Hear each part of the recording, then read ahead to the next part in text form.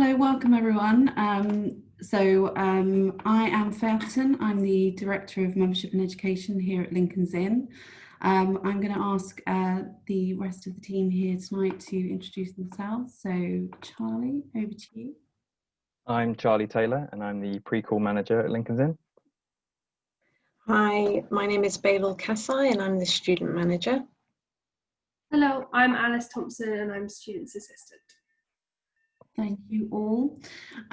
So just a few things about how it's going to work on the webinar today. So I am going to speak for a bit and then Charlie is going to speak for a bit and then we are going to take some questions. So you should see at the bottom of your screen, depending on what platform you're on, maybe at the top or at the side, but there's the usual chat function and there's also a Q&A function. You can use the chat function if you're having any issues, if you can't hear any of us or something's not working, or if you just want to say hello. But if you have any questions, can you please put them into the Q&A function and we will try to get through as many as we can at the end. We may be able to answer a few of them in writing as well.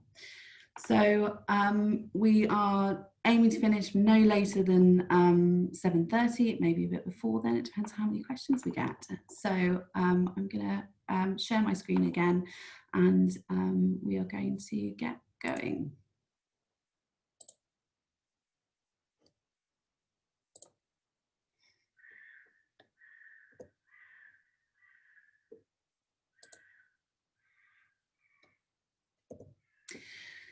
So what we're going to cover in the session this evening is a bit of who's who at the inn, the inn's facilities and provision for members, some student conduct matters, student representation. That's all me, and then I'm going to hand over to Charlie, who will cover qualifying sessions and student activities. So I'm going to go around the who's who. So the inn has existed for at least 600 years as a place where aspiring barristers come to learn from those who are already established in the profession. While many things have changed, the core of what we do here has not. We are here to support our members and to help our members support each other throughout their careers. Today we have over 23,000 members, of whom just slightly over half are UK nationals, and over 100 different nationalities are represented in our membership. Obviously, the entry level of membership is that of students, so all of you who are watching this evening. Next in seniority are those who have been called to the bar. They're referred to as members of Hall. They include people are very experienced working in a range of jurisdictions and roles, so self-employed barristers who work in chambers, employed barristers, members of the judiciary, and those who practice in other jurisdictions. The most senior level of membership is that of bencher, or more properly, masters of the bench. Benchers are elected from the members of Hall, and they include High Court judges and more senior judiciary, a large number of QCs and a significant number who've not yet taken silk and are known as juniors. We have around 260 governing benchers of the inn. Election to the bench is an honour, and the benchers who meet in council are our governing body. The head of the inn is the treasurer, and a new one is elected from amongst the benchers each year. The current treasurer is Lord Justice David Richards, and he takes a close interest in our educational work, and I hope that many of you will get the opportunity to meet him during the coming year, but who knows. Both our barrister and bencher members do a huge amount to support students and our junior barristers. They do this voluntarily, and they do it because the future of the profession, your future and the rule of law, matter to them. They also make this commitment because they benefited when they were students and they want to give something back. The day-to-day work of the inn is done by our professional team though. The inn has over 120 employees and we work across a wide variety of specialisms.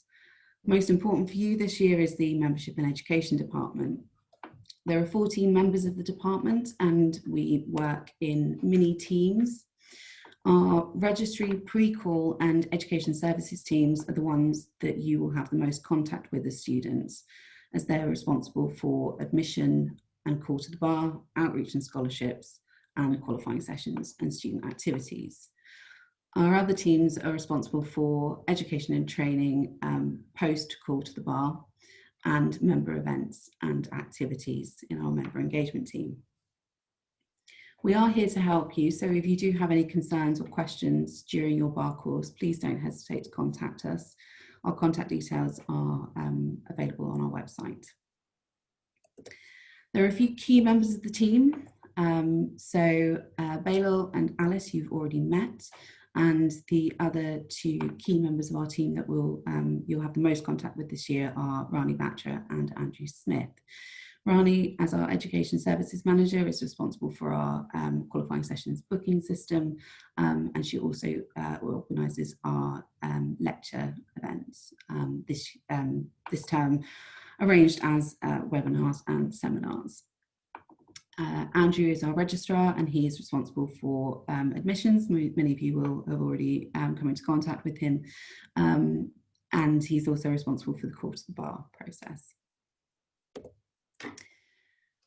So a bit about the inn beyond the student life.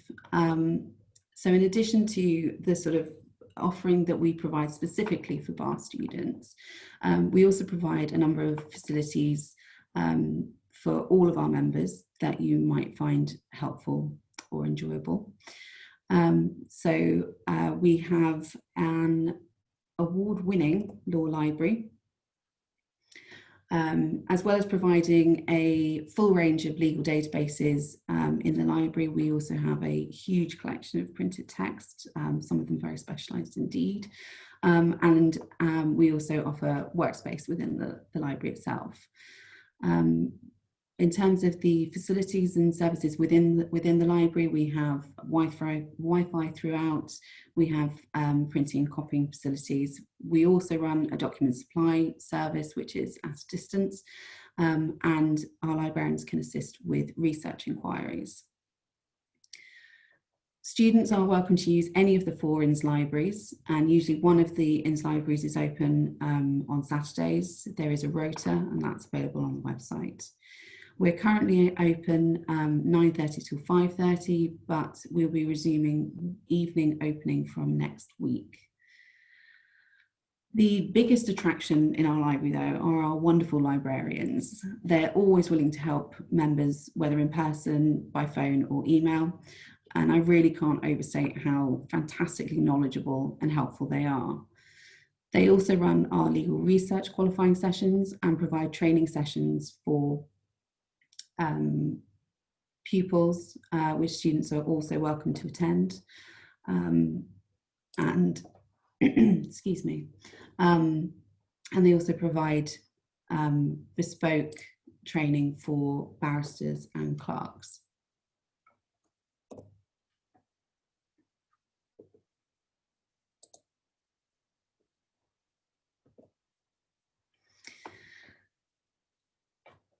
In our Great Hall and the MCR, we provide a number of dining facilities. So lunch is served in the Great Hall every weekday, except during the INS closure periods at Easter, Christmas and over August, and obviously when directed to by the government.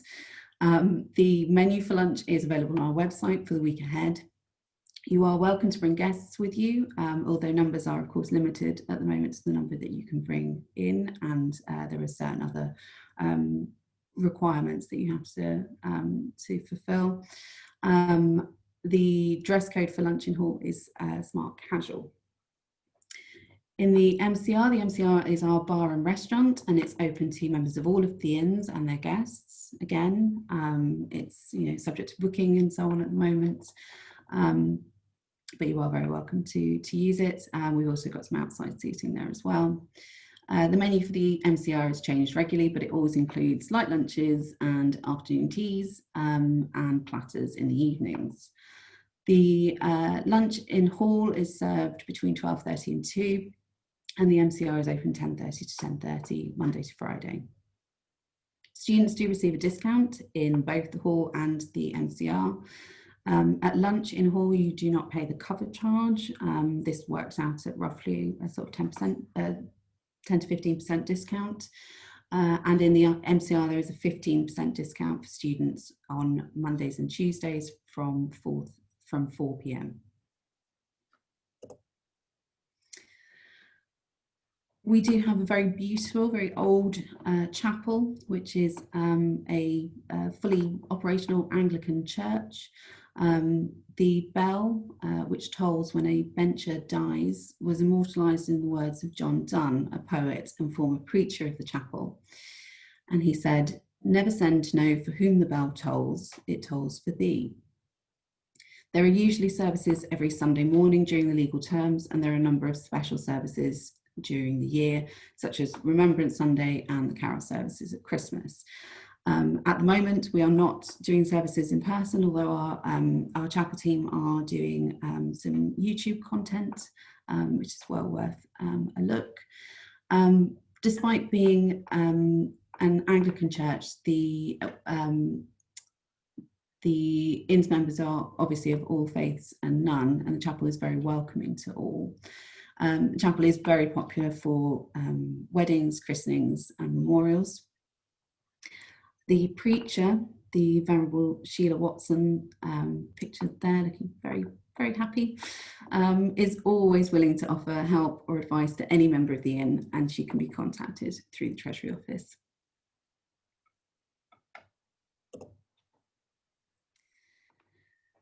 So we do have a number of member events and activities that we provide throughout the year. So these range from social events such as dinners, the garden party and the family day, wellbeing activities like our upcoming webinar that we're doing with Law Care on resilience, our diversity forums, which are held at various points through the year, and professional development activities such as our annual EU and Human Rights Law programme.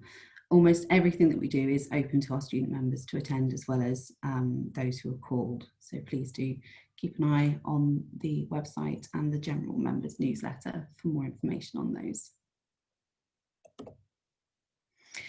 Now I'm afraid I have to get a little serious now and talk a little bit about student conduct. So as you're probably well aware, Call to the Bar requires that you pass the bar course and that you complete the required number of qualifying sessions. But it also requires that the inn is satisfied that you're a fit and proper person to practice as a barrister. The fit and proper requirement is an important one. It is important in protecting the public from incompetent or dishonest barristers, and it's important in protecting the standards of the profession as a whole. You must take the question of your honesty and integrity extremely seriously. Your bar course providers will demand exceptionally high standards of integrity, and so will we. And I need to be clear that this is about honesty at a fundamental level. So a word of warning: in your work on the bar course, be very careful about attributions. Do not read, adapt, or share anyone else's ideas, or let anyone else use yours. If your providers identify plagiarism, and their software is incredibly good at doing so, they will report it to us, and you'll be referred to the INS Conduct Committee. Plagiarism or any form of cheating is dishonesty, and that can't be tolerated, and it could result in your expulsion from the inn. So in some cases, it's taken even more seriously than some relatively minor criminal matters. Now, you should have declared any previous convictions or academic misconduct or financial misconduct on your application form when you joined the inn. If you have not done so, it is absolutely imperative that you do declare them now. I'm afraid this is your absolute last chance. If anything emerges later, which should have been declared now, for example, on your call form or in the criminal records check that will be required when you're called, then your honesty will be called into question, and I'm afraid you will not be called to the bar. Non-disclosure at this stage is rarely forgiven. You should also know that any offence you commit between now and call is likely to be reported to the Bar Council by the police, and that they will then inform us. As I've said, you will be required to undergo a criminal records check as part of your call to the bar process. This is a new requirement from the calls from next July, and we are still just working out some of the final details. More on that will be coming out later this year. So if you haven't declared something and you think you should have, please do get in touch with our registrar, Andrew Smith, and declare it now. It's always worth checking rather than not. In terms of general conduct from students, lots of it is really just about manners. So we do expect our students to pay attention when they're attending sessions at the inn, to not be on their mobile phones, to be on time, and to prepare fully. And Charlie will talk a little bit more about that when we get to the qualifying sessions. So that's enough of the heavy stuff from me. I'm very sorry, but we do have to cover it. I'm now going to talk to you a little bit about how students are represented at the inn. So the inn appoints at least one student representative at each bar course provider. The roles were advertised over the summer, and the applications are being reviewed and appointments will be made shortly. We did have a rather low number of applications from certain providers, and we may need to do a bit of a call out for some more applications. And the reason we do need to have at least one of you is because you, our student representatives, provide an essential link between the inn and its student body. They are asked to pass information on to you, but more importantly, they are asked to provide us with feedback. So once you know your student representative, if you do have any feedback, good or bad, please do let them know.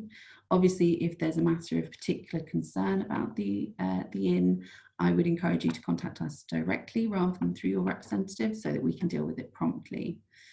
All of our student representatives also sit on the Students' Association Committee. So the Lincoln's Inn Students Association, or LISA, is there to represent and promote the views and interests of the inn students, encourage better links between the inn's benchers and barrister members and its students, organise social events for students, and assist in the inn in improving our provision of educational and social activities for our students. So all of you as student members are automatically members of LISA. You can opt out of receiving any communications about LISA, but then you would miss out on anything that they organise this year. There are various roles on the committee. As with the student rep positions, they were advertised in the summer and are currently being reviewed, and selections will be made in the near future. There is liaison between the LISA committee and the INN's pre-core education committee, which is responsible for the policy and provision of all of our student activities. So I can assure you that your voices are heard in the governance structures of the INN.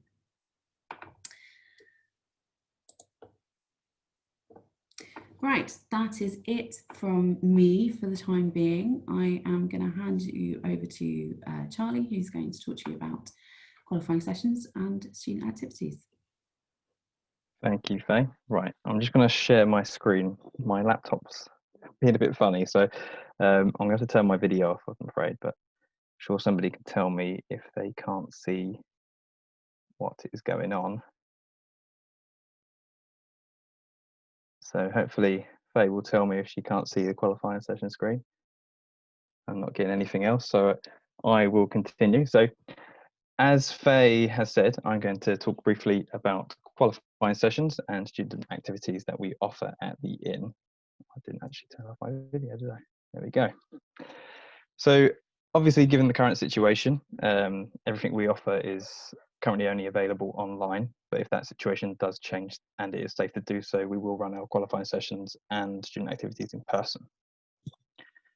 So starting with our qualifying session, and I'm going to run through the new qualifying session framework, booking qualifying sessions, your attendance at the qualifying sessions, and then I'm going to run through the different types of qualifying sessions that we offer. So we have introduced a new qualifying session framework, and that came into place from September this year. And the purpose of introducing this new framework was to ensure that all students, not only from Lincoln's Inn, but all 4 of the inns, are receiving a consistent student experience with their training and their general time as a student at the inn. Now, because this is a new framework, the inns have put into place some transitional arrangements for students, meaning that not all of our students have the same requirements for call to the bar. I would, however, expect the vast majority of students who are at this event to be in a certain category, which we call category C. And basically, that means that if you're starting the course from September onwards and you haven't previously completed any qualifying sessions, you are in category C. Now, if you are starting the course from September onwards, but you have completed some previous qualifying sessions, then you will be in category D. And your requirements will be slightly different. I will cover that, but I am generally going to concentrate on category C because that will be the vast majority of you. You can find out for certain which category you're in when you log into your online booking system, and it will be on the landing page when you log in. If you can't find it, you can just contact us and we can let you know. Or if you think that we've got the wrong category for you, let us know and then we'll work it out, make sure that you are in the right category.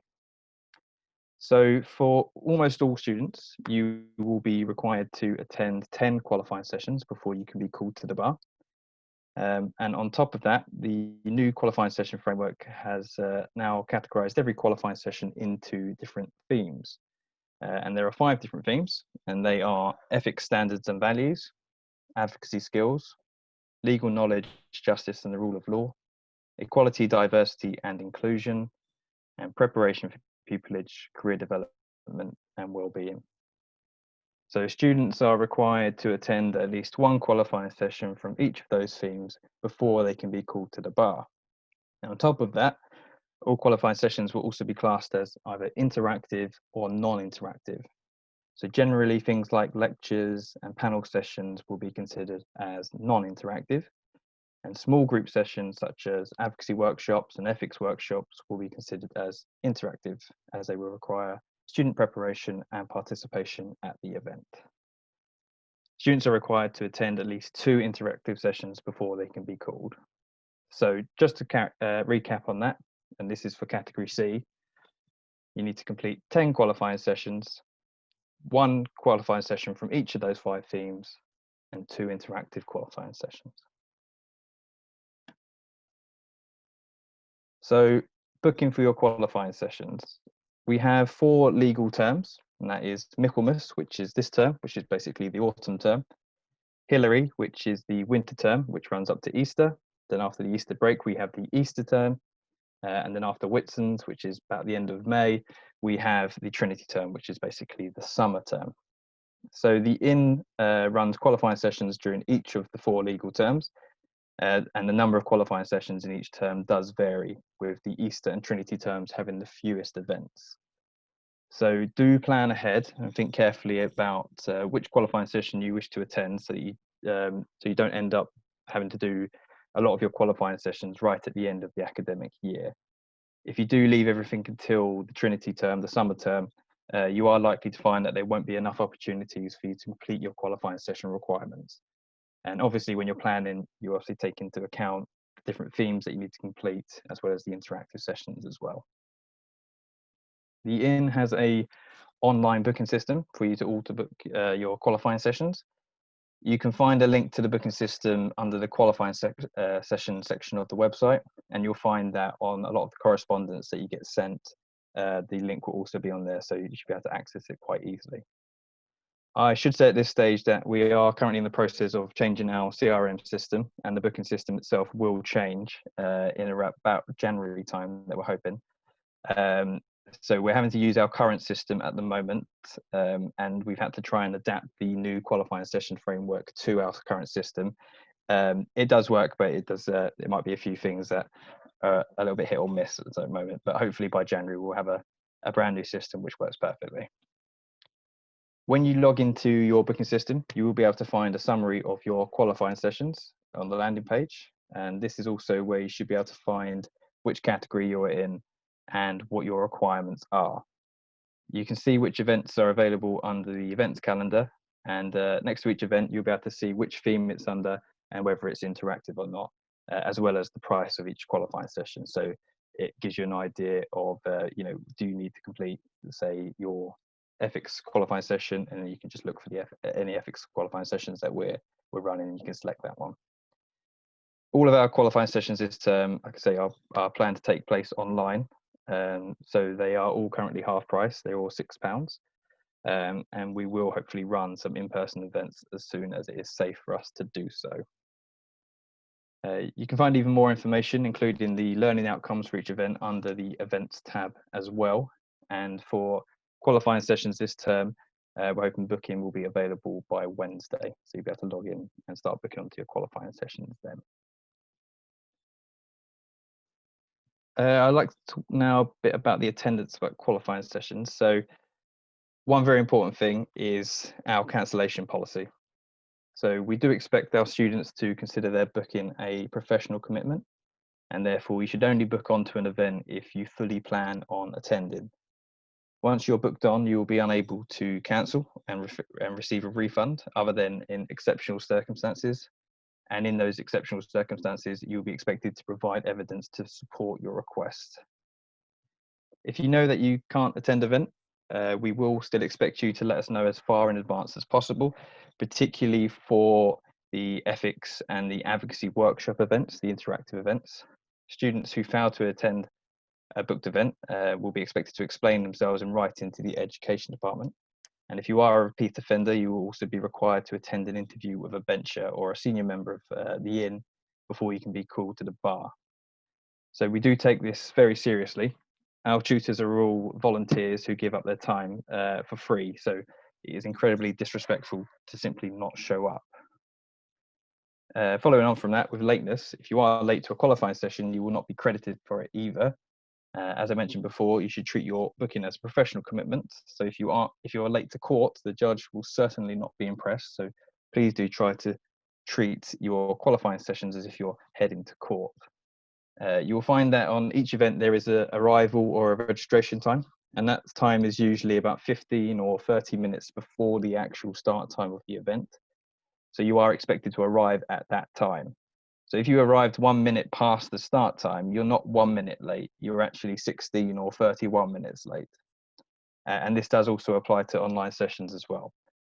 Latecomers will need to explain themselves in writing to the education department, just like with cancellations, or no-shows, I should say.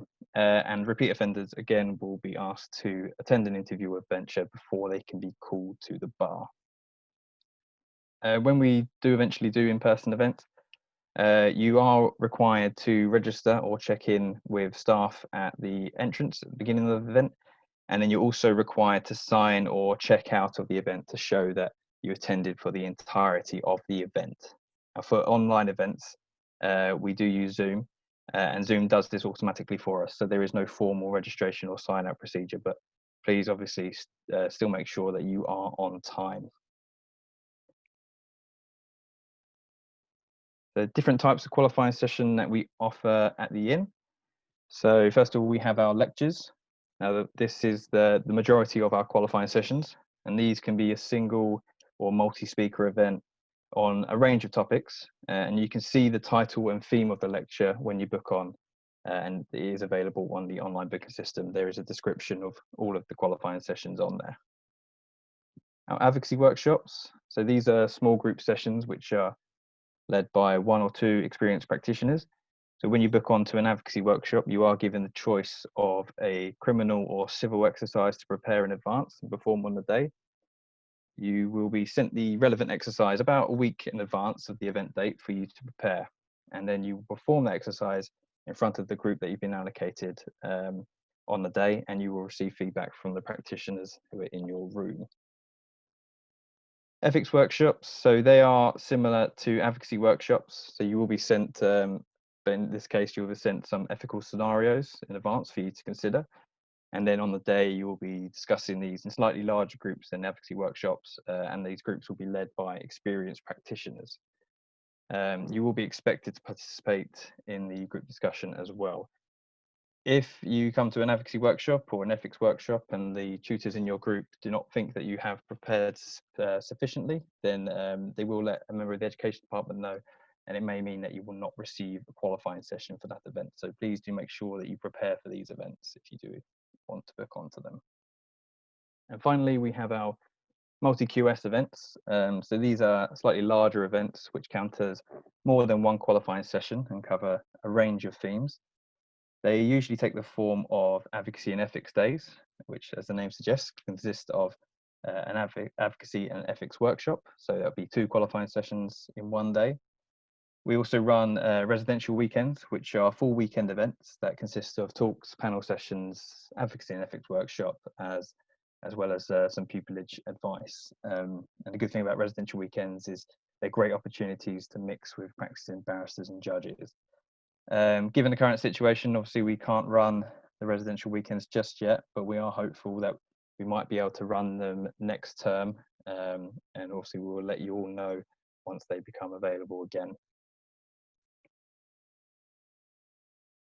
So the final thing is our student activities. So as well as our qualifying sessions, we offer a lot of other opportunities that you can take advantage of. Our mooting and debating clubs. These both meet a few times each term, and they are currently still running online.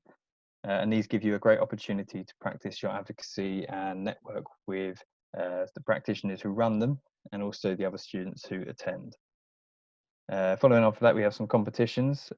We do offer a number of different competitions, and they all look great on your pupillage applications.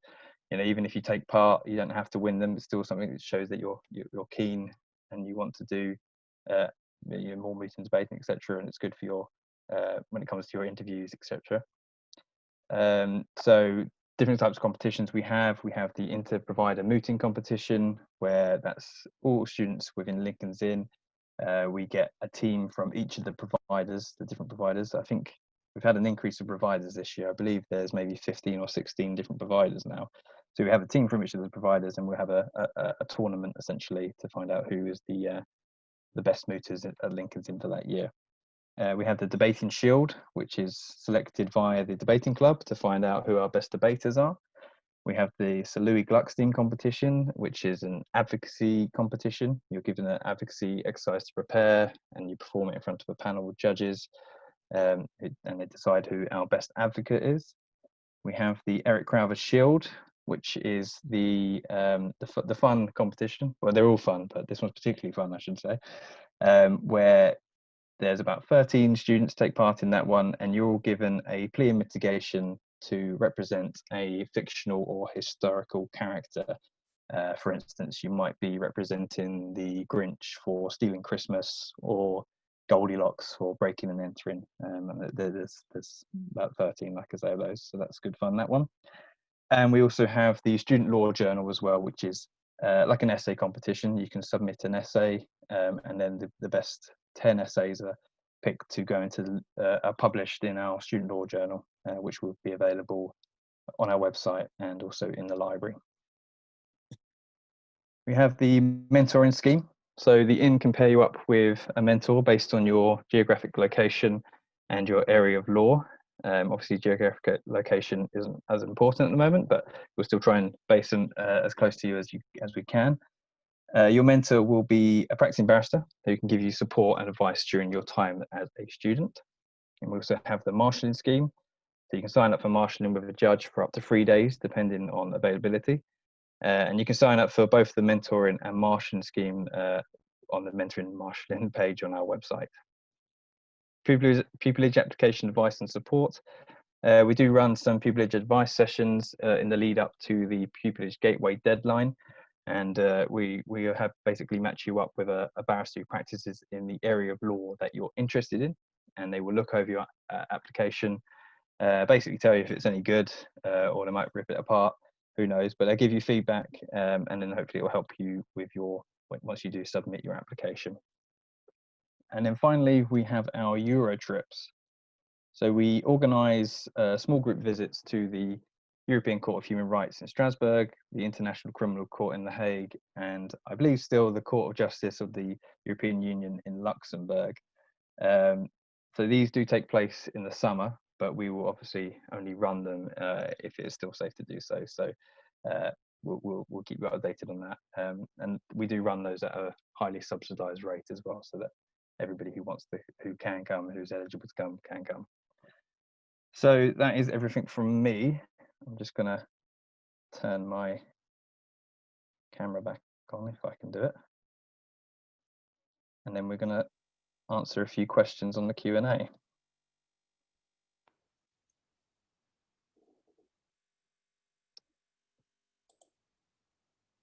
we go.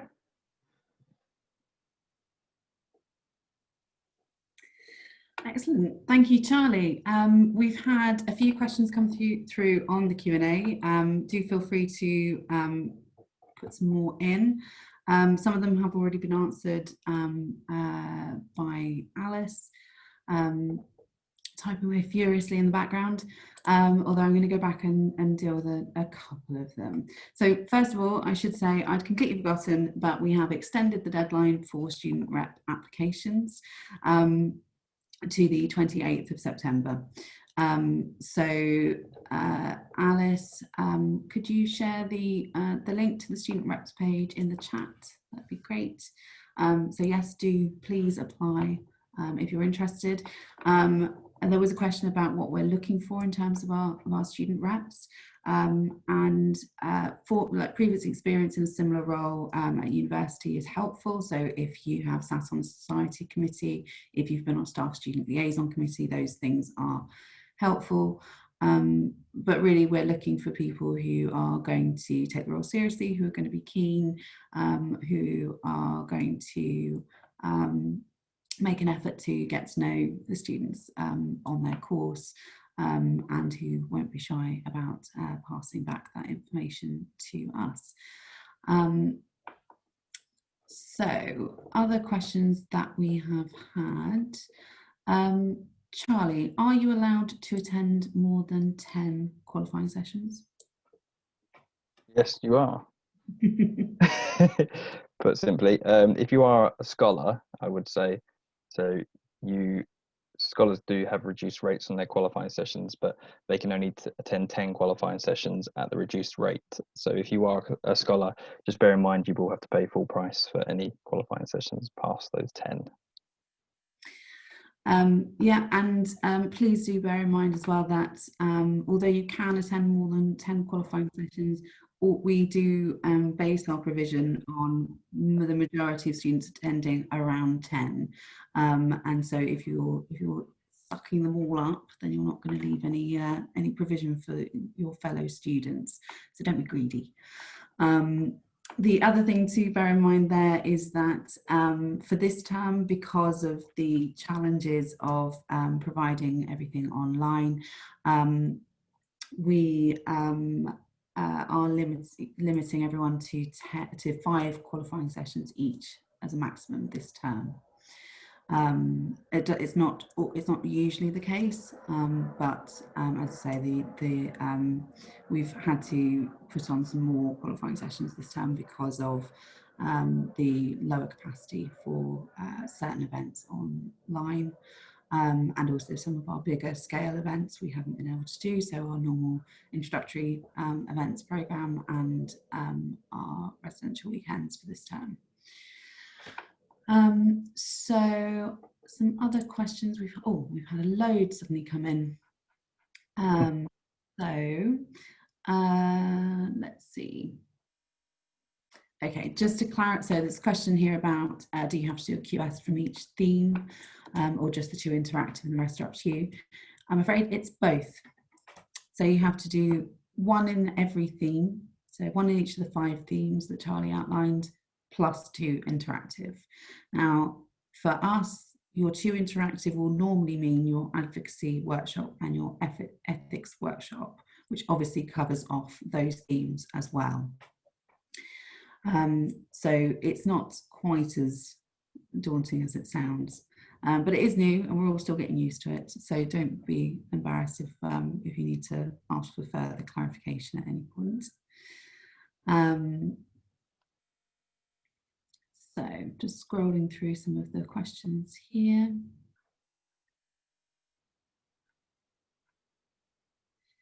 So there's a question about which qualifying sessions require the participants to have video and audio themselves, or whether it's just the interactive ones. We do actually, for everything apart from our webinars, there is an element of interaction with the speakers. So for our seminars, those it's normally a panel of 4 speakers, and then we break off into smaller groups where you'll have a discussion time with them. So we do normally ask for those that you do have video and audio on, or at least video on to start with, and then audio on when you're in the discussion group. There was a question about problems with connectivity during qualifying sessions. We started doing our qualifying sessions online in, is it May, Charlie? Yep, May. And very much a baptism of fire there. And we are well versed in all the different issues we can have with Zoom.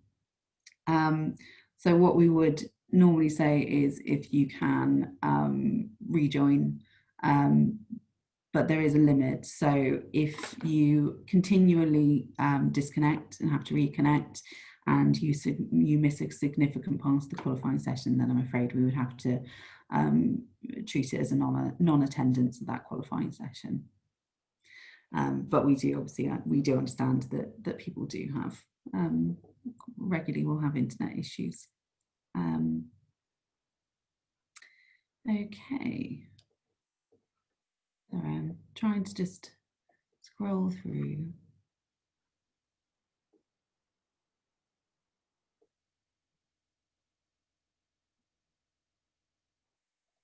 There's just a question about qualifying sessions being worth 2 points as well, which I'll just take now.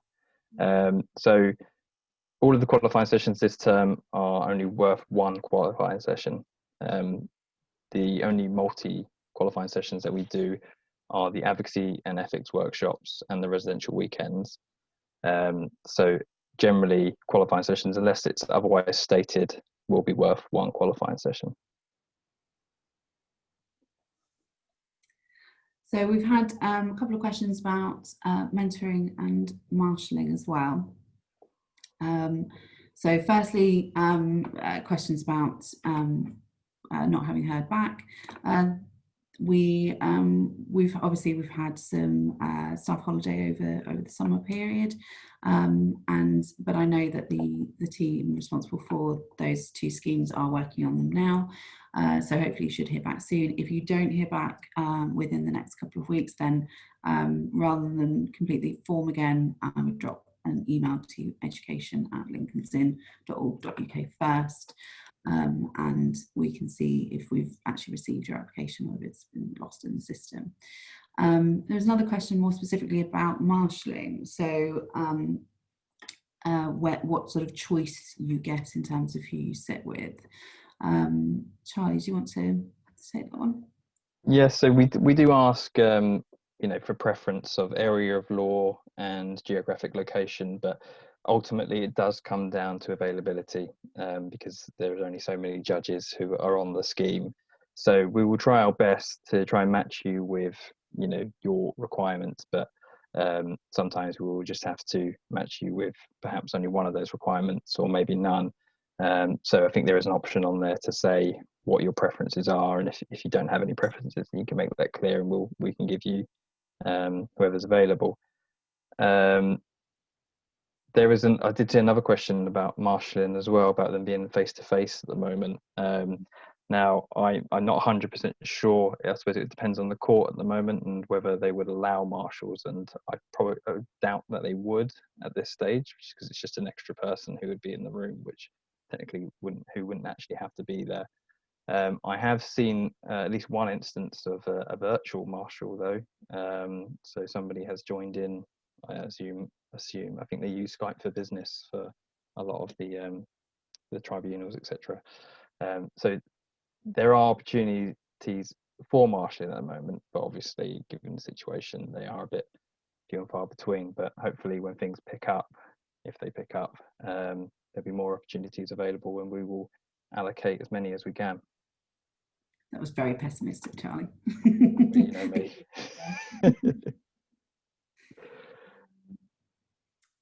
So let's see. So there's a question here. So is it possible to attend 2 advocacy or 2 ethics workshops if I have attended non-interactive QS for each theme, or is it compulsory to attend 1 advocacy and 1 ethics? So no, it's not compulsory to attend 1 of each, although as I said before, obviously we do plan our provision around people in the main attending 1 of each. So we would obviously recommend that you'll get the most out of it if you do attend a range of sessions. So both an advocacy and an ethics session is going to be beneficial to you, you know, both in terms of your complementary to your bar course, but also then obviously in practice. But absolutely, if you attend 2 interactive sessions and you attend a lecture in advocacy, none of your interactive sessions would obviously have to be in the advocacy theme. So there is a question here that it says 5 themed sessions plus 2 interactive sessions is 7 in total. Do we have to do 7 or 10? So you have to do 10. Sorry, this is new, so it's going to take it's taken us months to wrap our head around it. So we will try our best to explain. So basically it is 10 overall, of which 5 have to be 1 in each theme. Of those, 2 have to be interactive. So although there are certain minimum requirements, so yes, you have to do 1 in ethics, 1 in advocacy, 1 in legal knowledge, 1 in preparation for pupillage, and 1 in equality, diversity and inclusion. The other 5, oh God, make it even more confusing. The other 5 are entirely up to you. So you could do you could do all your other 5 in legal knowledge, subject to availability, obviously. And then the 2 interactive just have to be somewhere within your 10. So it doesn't matter really how and when you do them. But the only interactive sessions that we offer are in the advocacy and the ethics themes. So that's the best way to hit all of your minimum requirements. Charlie, any other questions leaping out at you? Sorry, I've been answering a few by typing as well. That's fine. So we've got one here about pupillage. So it says, can we apply for pupillage starting in autumn 2021 in the coming pupillage gateway deadline in January? So that will obviously depend on the set of chambers. Normally chambers recruit over a year in advance. So they would normally have recruited for their 2021 starters this spring. There are usually some sets of chambers who have vacancies come up, so either they have decided they can take a pupil when they weren't expecting to, or they've had a pupil drop out. However, I would word of caution in the current climate. Chambers have been magnificent at getting their pupils who started in autumn last year through their pupillages. They have also been magnificent at committing to their pupils due to start this autumn, but there is a real possibility that there will be fewer pupillages available to start in future years. So it's a precarious position for many at the bar. So unfortunately, there may just be fewer pupilages available for a period of time, although it does depend on the area of work, and also the work hasn't really gone away. So it's possible that there may be more opportunities in future years.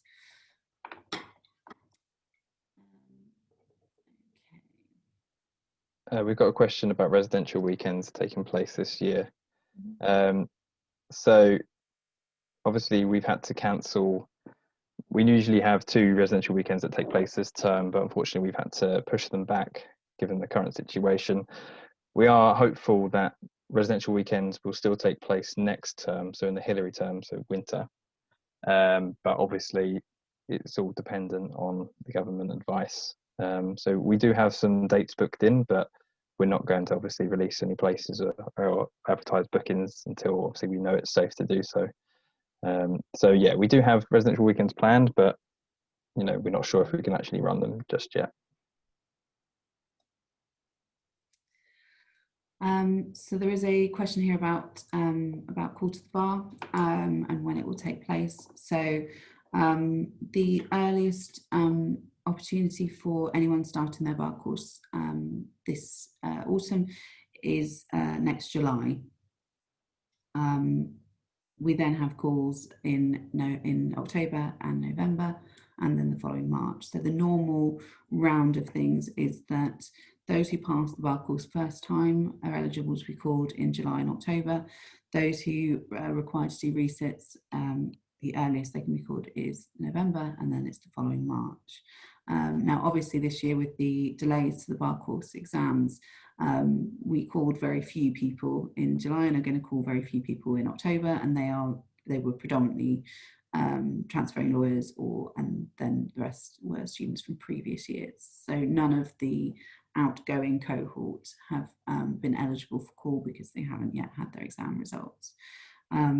So essentially, we're expecting that those who passed in August will be called in November. Now, obviously, we're hoping that the same situation won't arise and that you will be able to do your exams as scheduled. But that has been the situation, and it obviously is the situation that you need to have passed your bar course before you are eligible for call. And so we will start the call application process reasonably early in the new year, because obviously we've got the DBS checks as well. And as I say, we're still working out the finer details of that. So more information once we have it. There's a question about mooting, a mooting competition, about auditioning or applying for it. So for mooting and debating club, no, absolutely not. All skill levels are welcome. So you can just come to those sessions if you like. There is a process to book on, just so we know the numbers, which helps with managing the clubs. And we do have a mooting and debating secretary who manage those. So you could just let them know before you attend, just so, like I say, we can manage the numbers. And the same for competitions. Everybody is welcome to apply for the competitions as well.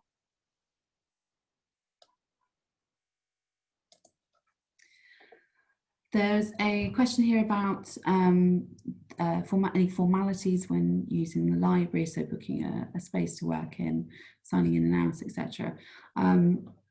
As far as I know, there's no need for you to book a space, although obviously spaces are limited, so it's possible that you might turn up and not be able to work in the library. We are asking people to sign in, so that we can keep track of our numbers and also contact details. But the best thing to do is to check on the website, because obviously the restrictions and rules are changing. It feels hourly, if not at least weekly. So it's best to check on the website, where we should have the most up-to-date information at the time. There is a question here asking if there's a best term to do your qualifying sessions in, or if it's more to do with your personal timetable. I would suggest that for most people it's the latter, but I would strongly urge you to not think that you're really busy this term and can't do any qualifying sessions, because you will just get busier, which I know is not necessarily terribly comforting, but it is absolutely the case that you will have exams to prep for in the later terms. So I would recommend that you get at least a few qualifying sessions sort of under your belt, but you're absolutely welcome to space them out as you wish. But yeah, just don't leave them all to the last minute, because you won't be able to get them all done in the last term before the July call. I've got a question about applying for a scholarship as well. So they've asked, can you apply for a bar scholarship if you've already started the bar course? It does depend on which course you are doing. If you're doing the straight full-time course, then unfortunately not. You have missed the boat with that. But if you are doing the part-time course, which is over 2 years, and you're in the first year of your bar course, then yes, you can apply for a scholarship when you'll be paid next year during your second year.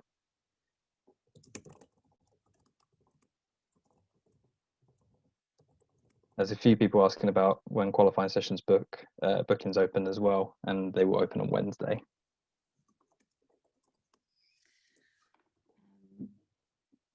Great. So there's a question here about DBS checks and whether they are basic or enhanced. They are standard level DBS checks, so they are not the basic level. So they're not, the basic level is a check that you can apply for yourself. The standard level has to be sort of applied for on your behalf by an organisation. They are, I believe they're sort of around sort of £25 to £30 mark. The current arrangements are that the INS are going to cover the costs of the administration of the DBS process. So that's all of our staff time and the ID checks and so on. But we will be passing back to the students the cost of the check itself. And as I say, I think it's between £25 and £30 at the moment. Charlie, there's a follow-up here on the situation with bar course scholarships, and does it apply equally to those who start in January? So if they start next January, as in 2022, then yes, that's fine. But you won't be able to apply now if you're starting this coming January in 2021, because the interviews will be taking place in February. So obviously you'll be starting before the interviews take place. So yes, 22 yes, 21 no. There's a couple of questions about membership cards. So we are currently moving to a new database, which will include as part of it electronic membership cards. So we are not currently sending out membership cards. You should all have received an email from the registry team with a sort of proof of membership document that you can use if you need to show that either at your provider or if you're coming into the inn, normally evenings and weekends. The Gatehouse team they can challenge you to see if you're eligible to come into the inn. That is sufficient to prove membership of the inn for now. The new database is coming in from January next year, and so the electronic membership card should be available soon after that.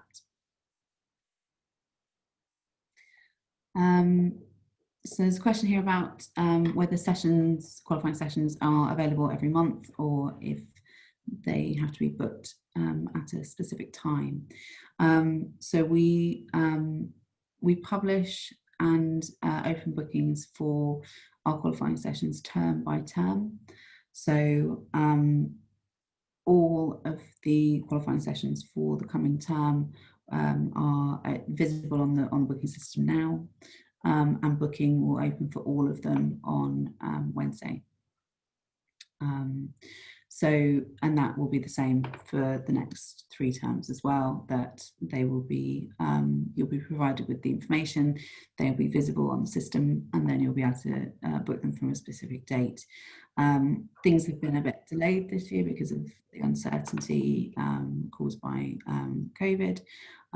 Normally we would open bookings at least 3 weeks in advance of the first qualifying session, and so you'd have a little bit more notice, but it is a long term, this one, so there's plenty of sessions on there and later on in the term as well.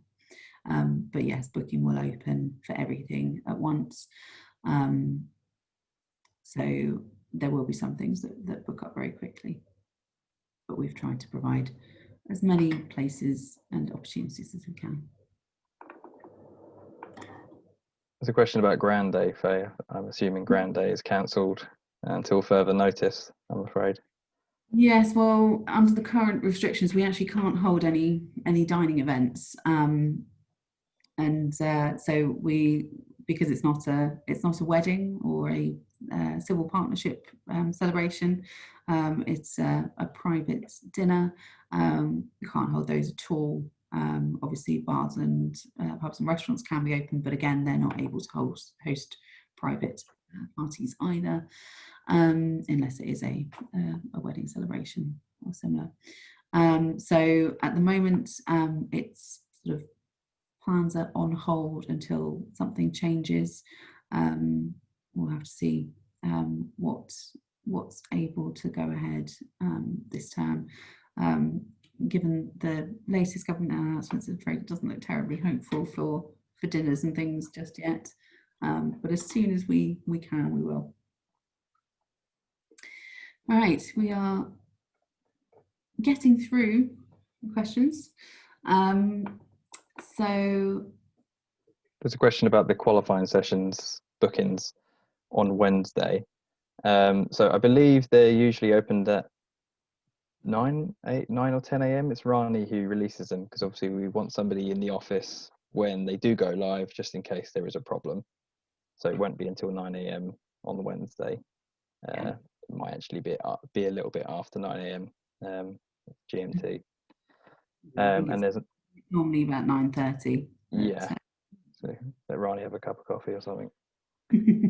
And then there's another question about the qualifying sessions which are currently visible on the booking system. So yes, they are the ones that will become available on Wednesday. So you can see the dates now, so you can start planning your qualifying sessions now. But obviously we won't release the bookings until Wednesday. The events that are up there do account for what was it, about 3,500 qualifying session places. So there should be plenty of opportunity for most people to do at least 3 or 4 qualifying sessions. If you do have any problems with bookings or it crashes, etc., you can contact bookings@lincolnsinn.org.uk, or you can call the inn on 0207 405 1393. But all of that information is available on our website.